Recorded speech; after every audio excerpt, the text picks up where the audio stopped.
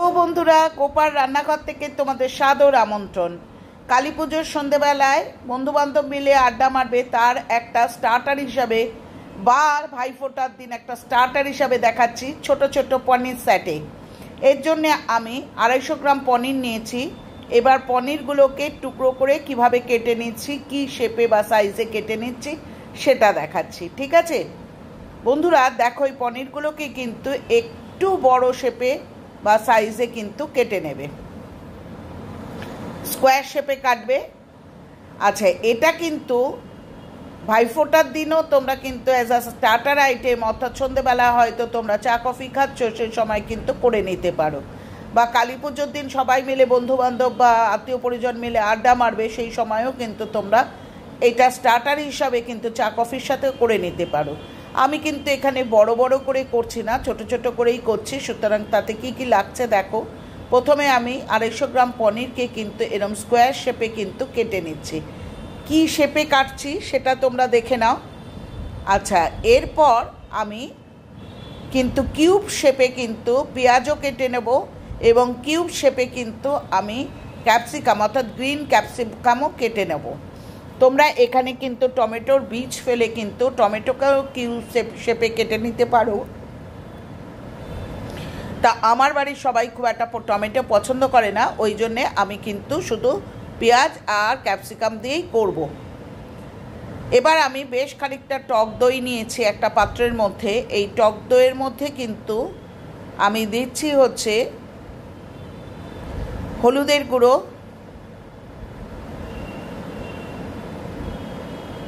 এরপর দিচ্ছি হচ্ছে লঙ্কার গুঁড়ো অর্থাৎ কাশ্মীরি লঙ্কার গুঁড়ো একটু বেশি পরিমাণে, এরপর দিচ্ছি হচ্ছে জিরের গুঁড়ো। দেখেছো কাশ্মীরি লঙ্কার গুঁড়োটা একটু বেশি দিলাম।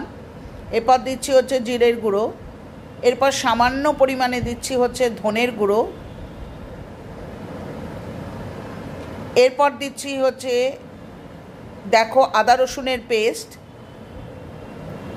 তারপর দিচ্ছি হচ্ছে কিন্তু গোলমরিচ অর্থাৎ কালো গোলমরিচের গুঁড়ো,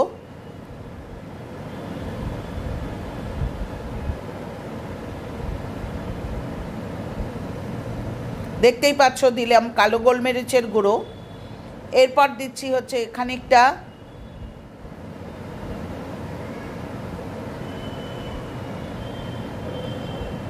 চাট মশলা, খানিকটা সর্ষের তেল,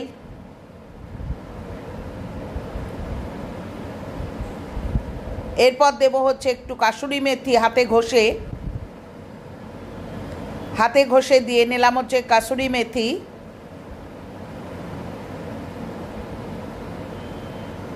দেখেছো বন্ধুরা, আমি কিন্তু একটুখানি অরিগানো পাউডারও দিই।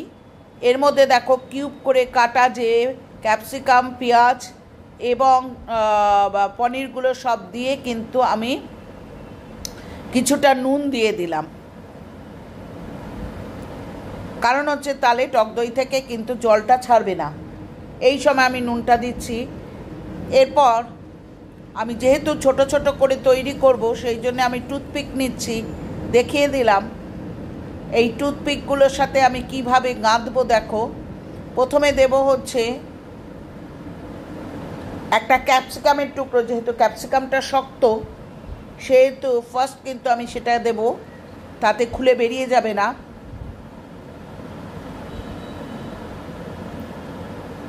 টুথপিকের মধ্যে গেঁথে নিচ্ছি হচ্ছে একটা ক্যাপসিকামের টুকরো। এখানে কিন্তু বন্ধুরা একটু লেবুর রসও কেউ দিতে পারো ইচ্ছা করলে। তারপর দেব হচ্ছে একটা কিউব শেপের পেঁয়াজের টুকরো, হয়তো আমার হাতের জন্য দেখতে পাচ্ছ না, আমি নিশ্চয়ই ঠিকভাবে দেখাচ্ছি। ক্যাপসিকামের টুকরোটা গেঁথে নিয়েছি। এরপর দেখো দিচ্ছি হচ্ছে পেঁয়াজের টুকরো, এরপর দেব হচ্ছে পনিরের টুকরোটা,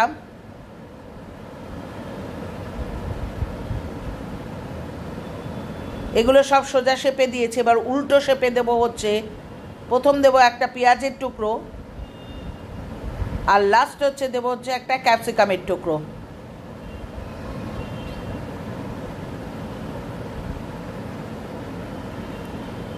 তো একটা স্টিক দেখো এইভাবে গড়া হয়ে গেল,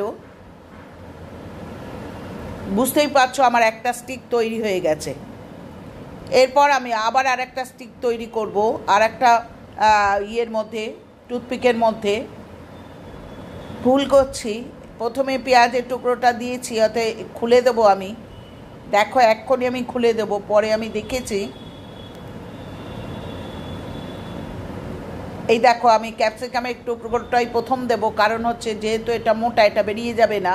তারপর দেব পেঁয়াজের টুকরো, তারপর দেব পনিরের টুকরো, মশলাগুলো যেন সবার সাথে ভালো করে লাগে। আর তারপর দেব হচ্ছে আবার একটা পেঁয়াজের টুকরো, তবে সেটা উল্টো করে দেব। আর তারপর দেব হচ্ছে একটা ক্যাপসিকামের টুকরো, সেটাও কিন্তু আমি উল্টো করে দেব। এইভাবে কিন্তু আমি টুথপিকের মধ্যে সমস্ত পনির, ক্যাপসিকাম এবং পেঁয়াজগুলোকে এইভাবে গেঁথে নেব। এখানে কিন্তু যার ইচ্ছা করবে সে টমেটোও কিন্তু দিতে পারো, কিন্তু আমার বাড়িতে ততটা টমেটো পছন্দ করে না বলে আমি টমেটো দিইনি। এইভাবে করে কিন্তু একটা প্লেটের মধ্যে রেখে দিলে। এবার একটা ব্যাটার তৈরি করে নিলাম। দেখতেই পাচ্ছ ব্যাটারটা কিভাবে তৈরি করছি, কি করে করছি আমি একটু বাদে বলছি। প্রথমে দেখো এই যে আমি টুথপিকের মধ্যে গড়ে রেখেছি যে পনির স্যাটেগুলো, সেগুলো কিন্তু এই ব্যাটারের মধ্যে চুবিয়ে আমি কিন্তু, তোমরা ছাকা তেলেও ভাজতে পারো, তবে আমি খুব ছাকা তেলে ভাজছি না, মোটামুটি তেলে ভাজছি। আমি কিন্তু এইভাবে কিন্তু তেলের মধ্যে ভেজে নেব। মিডিয়াম ফ্লেমে ভেজো, তাহলে কিন্তু পুড়ে যাবে না দুটো সাইড। দেখতে পাচ্ছ বেশ করে ঘুরিয়ে ঘুরিয়ে কিন্তু আমি এই ব্যাটারটা লাগিয়ে নিচ্ছি এবং তেলের মধ্যে ছেড়ে দিচ্ছি। মিডিয়াম ফ্লেমে ভাজবে, তাতে কিন্তু পুড়ে যাবে না, কোনো সাইডটাই কিন্তু পুড়ে যাবে না।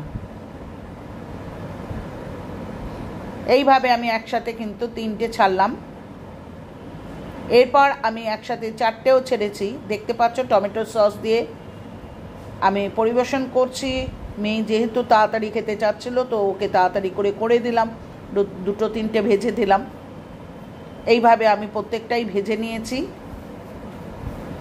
তো এগুলো ভাজার পরে আমি এবার বলছি ব্যাটারটা কি দিয়ে তৈরি করেছি।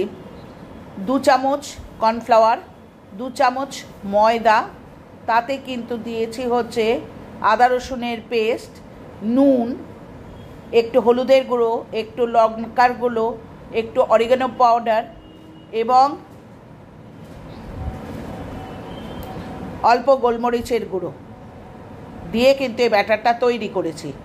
এইবার এইভাবেই কিন্তু একটা একটা করে চুবিয়ে 2 সাইডে কিন্তু আমি তেলে ভেজে নিচ্ছি। এখানে তেলের তাপটা কিন্তু মিডিয়াম রেখো, তবে অনেকেই ছাকা তেলে ভাজেন, ভাজলে আরও ভালো। এটা আপনি সাদা তেল বা রিফাইন অয়েলেও ভাজতে পারেন, আপনি এটা সর্ষের তেলেও ভাজতে পারেন।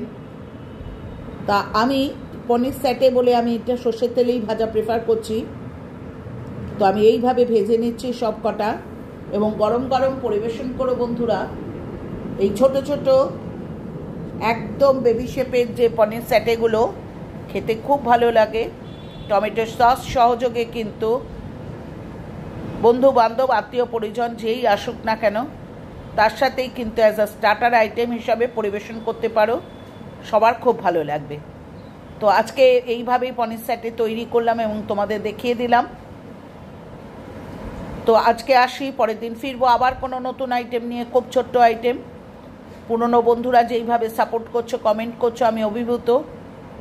আর নতুন বন্ধুরা তোমরা চ্যানেলের পাশে থেকো, লাইক করো, কমেন্ট করো, শেয়ার করো আর সাবস্ক্রাইব করো। ভালো থেকো, আজ আসি, টাটা।